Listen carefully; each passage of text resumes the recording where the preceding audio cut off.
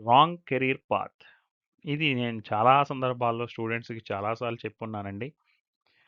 ఏమవుతుంది అనంటే చూడండి. Branch chosen without interest, family pressure.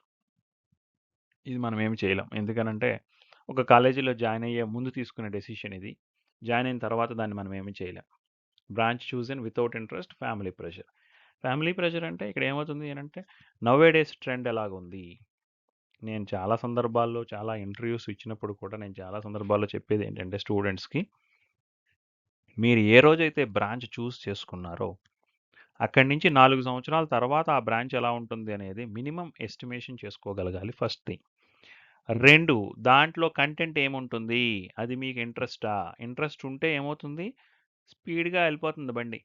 Interest లేకపోతే, అర్థం కాకపోతే ఎలా చదువుతారు? అది ఒక difference. No awareness of career paths, limited guidance.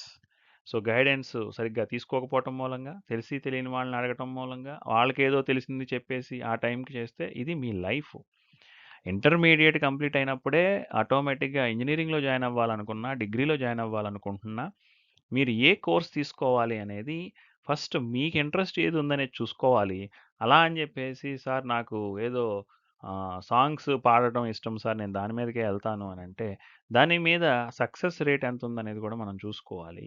ఎందుకనంటే కేవలం మన ఓన్లీ మన ఇంట్రెస్ట్‌తోనే ఎళ్తాము అనంటే ఇక్కడ ఎర్నింగ్ కూడా ఇంపార్టెంట్ అనండి. సొసైటీలో ఎర్నింగ్ లేకపోతే మనిషికి వాల్యూయే లేదు గాబట్టి, దాన్ని బేస్ చేసుకొని ఇది ప్యారలల్‌గా పెట్టుకోవచ్చు. ఇప్పుడు నీకు సింగింగ్ అంటే అది ఒక హాబిట్ కింద పెట్టుకుంటే దాన్ని బేస్ చేసుకొని మనం కెరీర్ కింద మార్చుకోవాలి అనంటే అది అన్ని సార్లు సాధ్యం కాకపోవచ్చు. అది ఇంకా అదొక సెపరేట్ ఇదండి. దాంట్లోకి మనం వెళ్ళడం కన్నా ఈ గైడెన్స్ అనేది పర్ఫెక్ట్‌గా ప్లాన్ చేసుకోవాలి మీరు. Late realization in final year. Too late to change.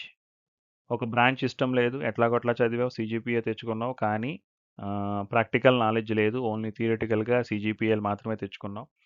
దాని మీద మనము అప్పుడు రియలైజ్ అయ్యి, ఇప్పుడు నేనేదో ఒక సివిలో, ట్రిపుల్ మెకానిక్‌లో చదివి, అప్పటికప్పుడు నేను రియలైజ్ అయ్యి, ఫైనల్ ఇయర్‌కొచ్చిన తర్వాత, లేదు ఇప్పుడు నేను మొత్తం సీఎస్‌సి సబ్జెక్టులన్నీ చదివేస్తాను అనంటే, మీ ఫ్రెండ్ 4 ఇయర్స్‌లో కంప్లీట్ చేసిన కోర్స్‌ని నువ్వేదో ఒక 6 మంత్స్‌లో కంప్లీట్ చేయాలి అనంటే, ఆహ్, ఎ ఒక హైదరాబాద్‌లోనో, అమీర్‌పేటలోనో ఎళ్లి ఏదో ఒక ఇన్‌స్టిట్యూట్‌లో జాయిన్ అయిపోయి, నేను అప్పటికప్పుడు నేర్చేసుకొని ఎట్లాగొట్లా ఎళ్ళిపోతాను, బ్యాక్ డోర్‌లో ఎళ్ళిపోతాను అనంటే, అది కరెక్ట్ కాదు.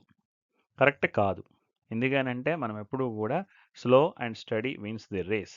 మీరు ఆ 4 సంవత్సరాలని చక్కగా డిజైన్ చేసుకుంటూ, ఈ టైంకి ఇది కంప్లీట్ చేయాలి అనేది ఒకటి పెట్టుకుంటూ, కోర్స్ వైస్‌గా, ఆ సబ్జెక్ట్ వైస్‌గా కంప్లీట్ చేసుకుంటూ వెళ్తే, అప్పుడు మనం దాన్ని రీచ్ అవ్వగలుగుతాం గానీ, ఇది ఓవర్ నైట్‌లో చదివి బీటెక్ సబ్జెక్ట్ పాస్ అయినంత ఈజీగా కెరీర్‌లో పాస్ అవ్వటం కుదరదండి.